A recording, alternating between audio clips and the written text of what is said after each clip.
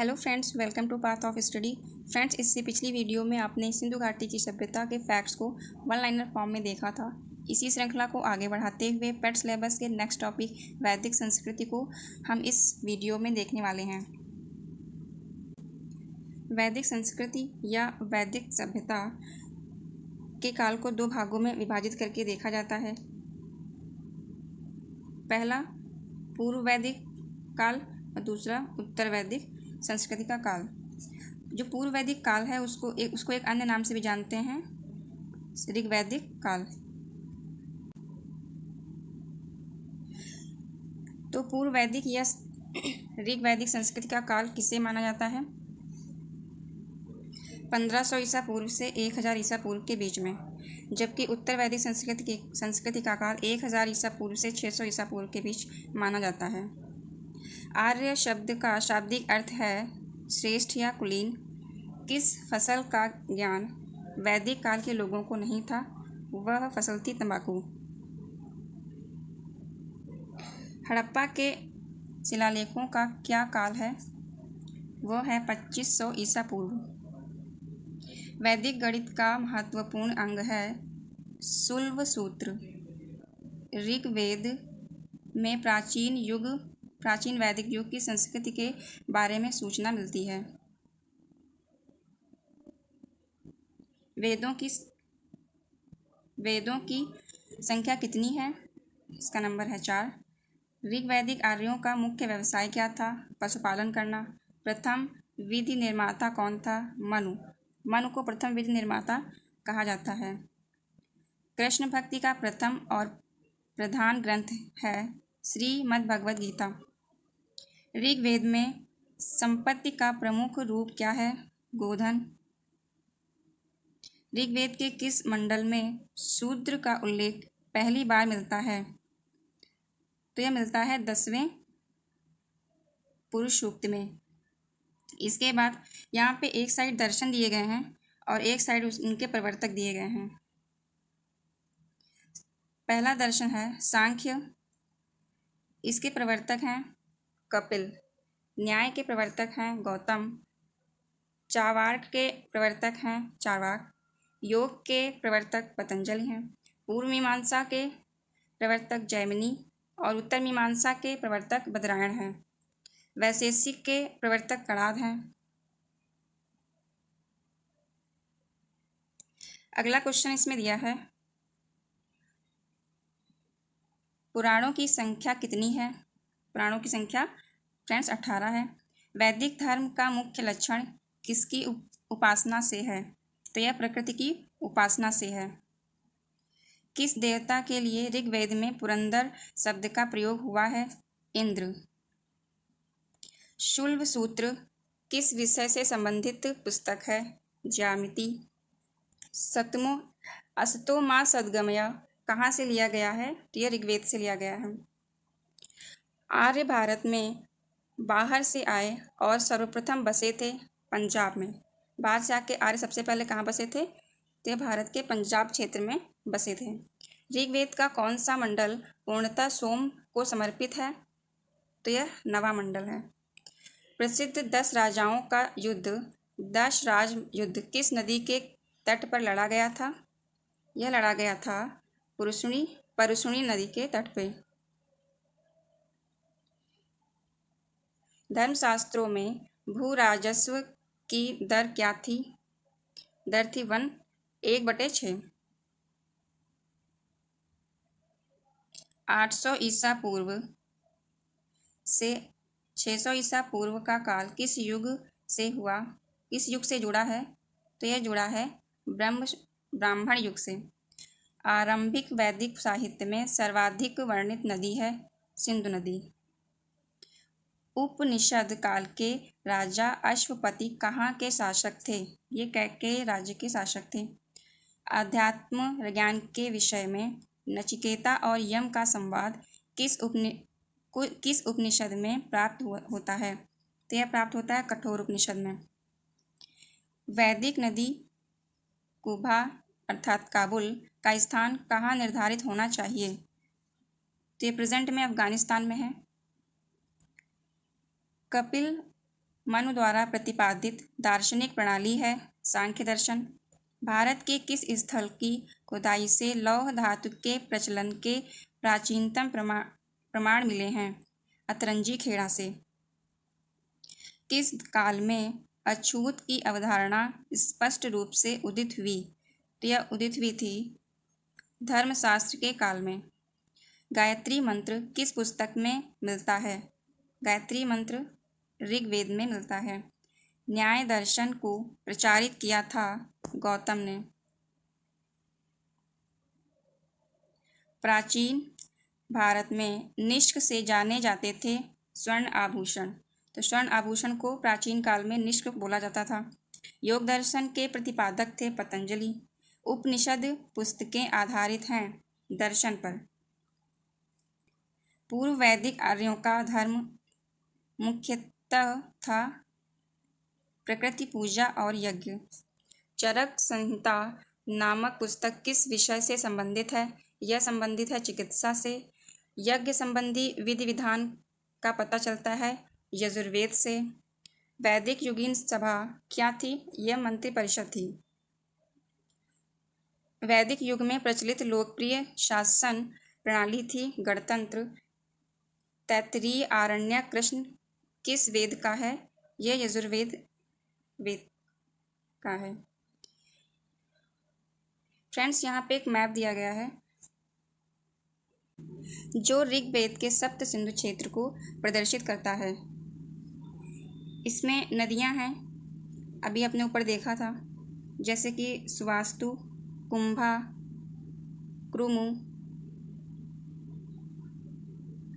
गोमती, आस्किनी, परष्णवी, सरस्वती, शतद्रु, विपाशा, इसे व्यास नदी बोलते हैं विपास को। कौन भारतीय दर्शन की आरंभिक विचारधारा है? आरंभिक विचारधारा सांख्य दर्शन है। सांख्य, योग, न्याय, वैशेषिक, मीमांसा एवं वेदांत, इन 6 भिन्न भारतीय दर्शनों की स्पष्ट रूप से अभिव्यक्ति हुई है वैदिक युग में। वह दस्तकारी कौन सी है जो आर्यों द्वारा व्यवहार में नहीं लाई गई थी? वह है लुहार या लुहारगिरी। प्राचीनतम व्याकरण अष्टाध्यायी के रचनाकार हैं पाणिनि। कौन सी स्मृति प्राचीनतम है? मनुस्मृति। आदि काव्य की संज्ञा किसे दी जाती है? रामायण को। प्राचीनतम पुराण है मत्स्य पुराण। मत्स्य पुराण सबसे ज़्यादा प्राचीनतम है।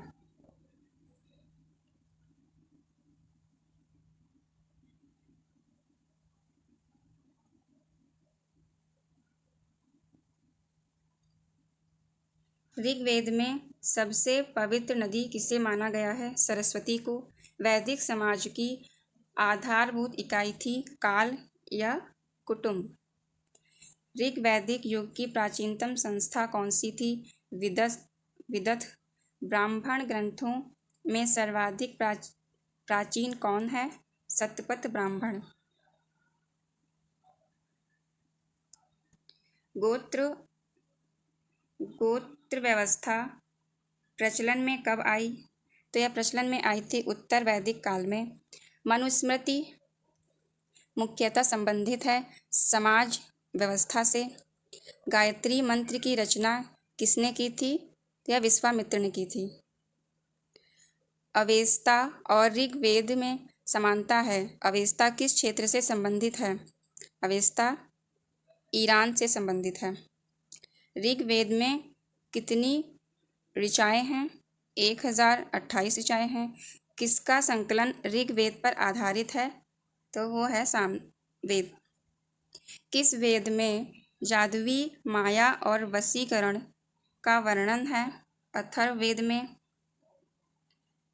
ऐतरेय एवं कैशितकी किस वेद के ब्राह्मण हैं? ऋग्वेद के।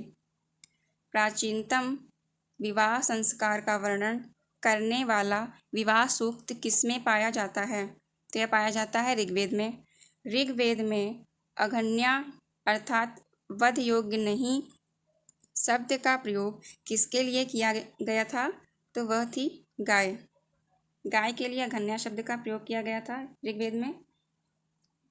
ऋग्वेद में किन नदियों का उल्लेख अफगानिस्तान के साथ आर्यों के संबंध का सूचक है? कुंभा या क्रमु? दक्षिण भारत का आर्यीकरण करने वाली ऋषि का नाम क्या था? अगस्त्य। वैदिक काल में राजा के मित्र को क्या कहा जाता था? पालागल। कर संग्रह करने वाले को क्या कहा जाता था? भागदूत।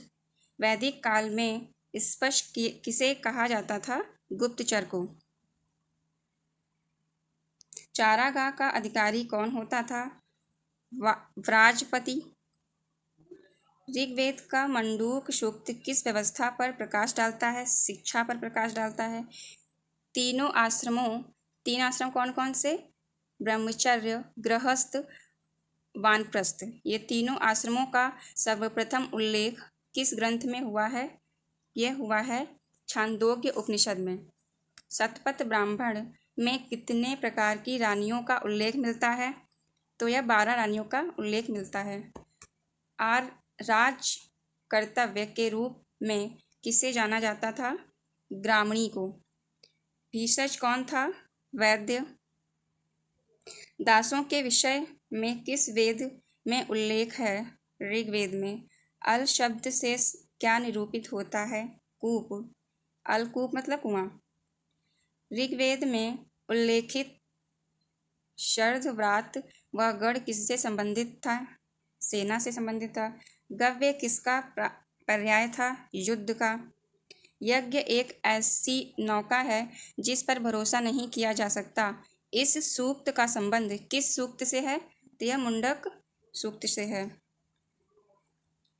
किस ग्रंथ में परिचक्रा का उल्लेख है जहाँ के राजा कैव्य पंचाल ने अश्वमेध यज्ञ का अनुष्ठान किया था? तो यह ग्रंथ शतपथ ब्राह्मण है। किस विद्वान के अनुसार आर्यों का मूल निवास स्थान डेन्यूब नदी की घाटी था? गाइड। अमाजू किसे कहा जाता था? आजीवन अविवाहित कन्या को। उत्तर वैदिक काल में लिखे गए ग्रंथों का सही क्रम क्या है? वेद, ब्राह्मण, आरण्यक और उपनिषद। बल संबंधी पाठ किस ग्रंथ में मिलते हैं? तो बल संबंधी पाठ ब्राह्मण ग्रंथ में मिलते हैं। वेदों का मुख किसे कहा गया है? व्याकरण को। ऋग्वैदिक सभ्यता किस प्रकार की सभ्यता थी? तो यह ग्रामीण सभ्यता थी, जबकि सिंधु घाटी की सभ्यता शहरी थी। ऋग्वैदिक आर्य किसकी पूजा करते थे? यह प्रकृति की पूजा करते थे। मैक्स मूलर के अनुसार आर्य मूलतः कहाँ के निवासी थे? मध्य एशिया के। उत्तर वैदिक काल में अतिथियों को क्या कहा जाता था? गोहन। वैदिक काल में परिवार के मुखिया को क्या कहा जाता था? गृहपति। हल संबंधी अनुष्ठान का सर्वप्रथम व्याख्यात्मक वर्णन किसमें मिलता है? तो यह मिलता है शतपथ ब्राह्मण में। सभा और समिति का उल्लेख किस ग्रंथ में मिलता है? अथर्ववेद में। वेदांत शब्द का प्रयोग किसके लिए किया गया है? उपनिषदों का। ऋग्वैदिक काल में व्यापार करने वाले व्यापारियों को क्या कहा जाता था? पड़ी। आदि पुरुष के रूप में किसका उल्लेख हुआ है? प्रजापति का। भीषण का कार्य क्या था? चिकित्सा करना। तांबे और कांसे के लिए किसका प्रयोग होता था? अयश।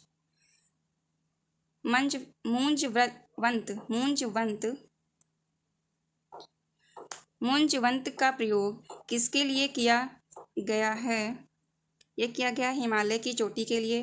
वैदिक काल में सर्वप्रथम किस धातु का प्रयोग किया गया था? तांबे का। वैदिक काल में ग्राम समूह को किस नाम से संबोधित किया गया था? विष। असतो मा सद्गमया किस वेद से लिया गया है? ऋग्वेद से। वह कौन सा उपनिषद है जिसमें सबसे पहले देवकी पुत्र एवं अंगिरा के शिष्य के रूप में कृष्ण का उल्लेख मिलता है?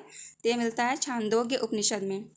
ऋग्वेद में किस नदी को नदियों की माता वाणी कौन से 3 वेद हैं? यजुर्वेद, ऋग्वेद, सामवेद। वेदों को अपौरुषेय क्यों कहा गया है? क्योंकि वेदों की रचना मनुष्यों द्वारा नहीं की गई। वैशेषिक दर्शन के प्रतिपादक हैं उलूक और कणाद। मीमांसा या पूर्व मीमांसा के दर्शन के प्रतिपादक हैं जैमिनी। वेदांत या उत्तर मीमांसा दर्शन के प्रतिपादक हैं बृहदारण्यक। एशियाई माइनर स्थित बोगाजकोई का महत्व इसलिए है कि वहाँ जो अभिलेख प्राप्त हुए हैं उनमें 4 वैदिक देवताओं इंद्र, वरुण, मित्र, नाशत्य का उल्लेख मिलता है। श्रोत एवं प्रार्थनाएं किस वेद में हैं? ऋग्वेद में। श्रोत और कर्मकांड का संबंध किस वेद से है? यजुर्वेद से। संगीत में श्रोत का संबंध किस वेद से है? सामवेद से। तंत्र मंत्र और वशीकरण की विधाएं किस वेद में हैं? अथर्ववेद में। ऋग्वेद के किन 6 मंडलों को वंश गोत्र मंडल कहा जाता है? दूसरे मंडल से 7वें मंडल तक।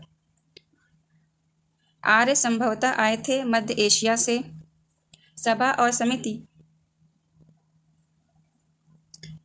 समिति की 2 पुत्रियां थीं का उल्लेख किस वेद में मिलता है? अथर्ववेद में। अनुलोम विवाह का अर्थ है उच्च वर्ण पुरुष का निम्न वर्ण नारी के साथ विवाह। प्रतिलोम विवाह तब माना जाता है जब उच्च वर्ण की नारी निम्न वर्ण के पुरुष के साथ विवाह कर लेती है। वैदिक युग में यव कहा जाता था जौ को, व्रीह चावल को कहते थे। ऋग्वैदिक काल के सबसे प्रधान देवता कौन थे जिनकी स्तुति में 250 सूक्त की रचना की गई? वो थे इंद्र देवता।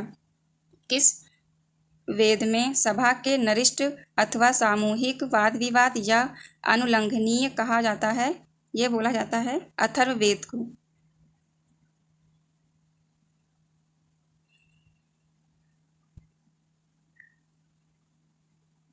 आर्य काल तथा हड़प्पा काल में प्रमुख असमानता क्या थी? हड़प्पा नगरीय थी तथा आर्य सभ्यता ग्रामीण सभ्यता थी। आर्यों का ईरान के मार्ग में भारत आगमन कब माना जाता है? लगभग 1500 ईसा पूर्व। आर्य शब्द प्रायः किन लोगों को इंगित करता है? यह इंगित करता है इंडो यूरोपियन भाषा भाषी समूह के लोगों को। आर्य शब्द संस्कृत के आर्य अथवा जेंद के एर्यान से लिया गया है जिसका अर्थ है गौरा व्यक्ति। आर्य भारत में सर्वप्रथम कहाँ आए? पंजाब में आए थे।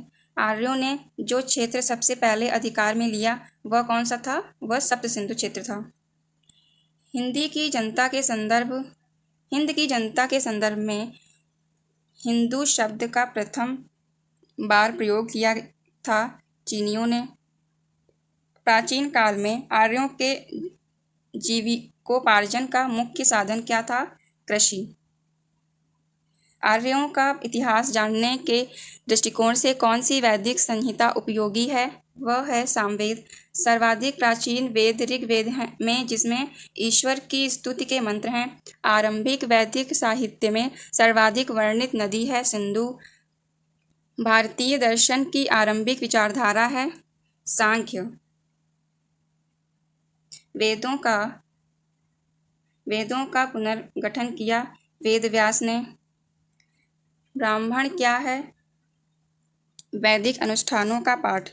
ऋग्वैदिक काल में जनता मुख्यतः किसमें विश्वास करती थी? तो वह स्तुति एवं प्रार्थना में विश्वास करती थी। ऋग्वैदिक आर्यों द्वारा देवताओं का जो विभाजन किया गया था उसका कौन सा प्रमुख आधार था? तो प्रमुख आधार प्रकृति थी। प्रकृति के आधार पर देवताओं का विभाजन किया गया था। किस शब्द का ऋग्वेद में सबसे अधिक बार उल्लेख हुआ है? वह है ओम। प्राचीन काल में कितने प्रकार के विवाह प्रचलित थे? 8 प्रकार के। भारत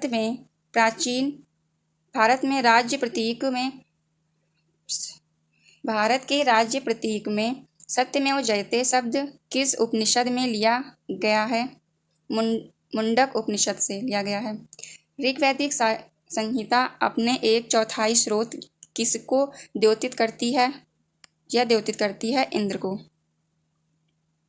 शिक्षा पर सबसे प्राचीन रचना है प्रतिशांख्य सूत्र। किस वैदिक देवता देवी का सूर्य के साथ संबंध दिखाया गया है? पूषण।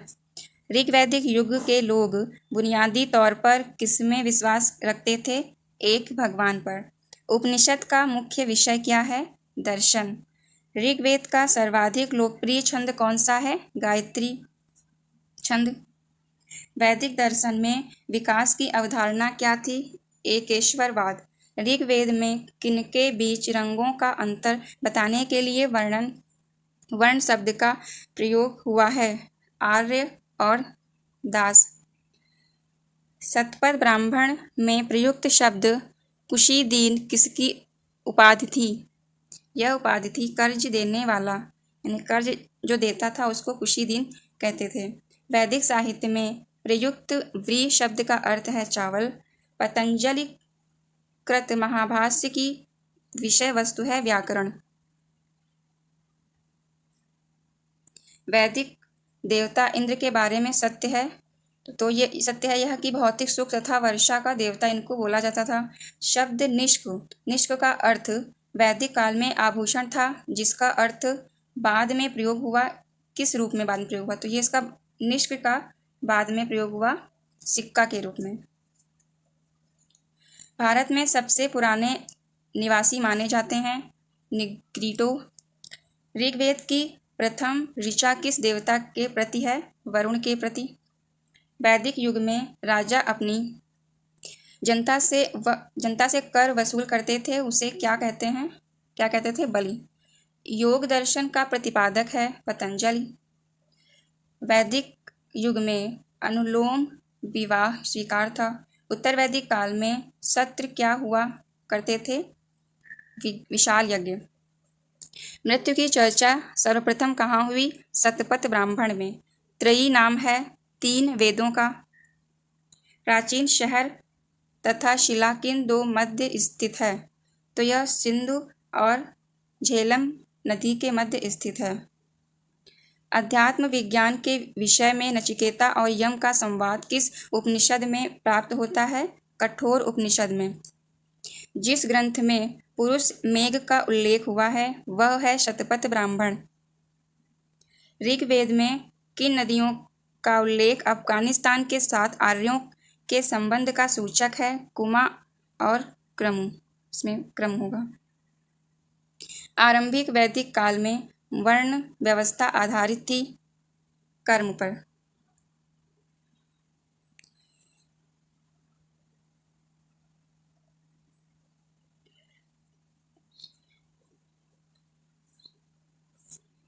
फ्रेंड्स, यहाँ पे दर्शन और प्रवर्तक दिए गए हैं। अभी ऊपर देखा था आपने, एक बार फिर से देख लीजिए, आपका रिवीजन हो जाएगा।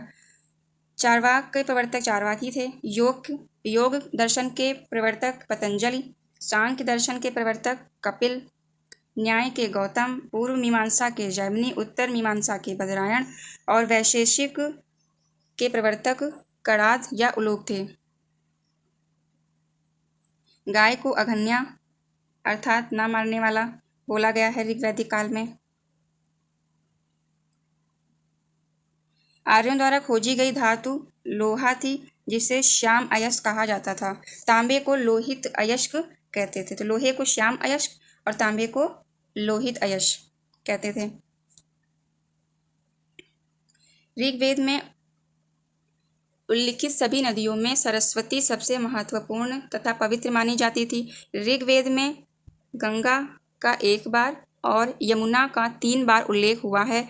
इसमें सिंधु नदी का उल्लेख सर्वाधिक बार हुआ है। ऋग्वैदिक काल में नदियों के प्राचीन नाम एक साइड दिए गए हैं, तो वहीं आधुनिक नाम एक साइड दिए गए हैं।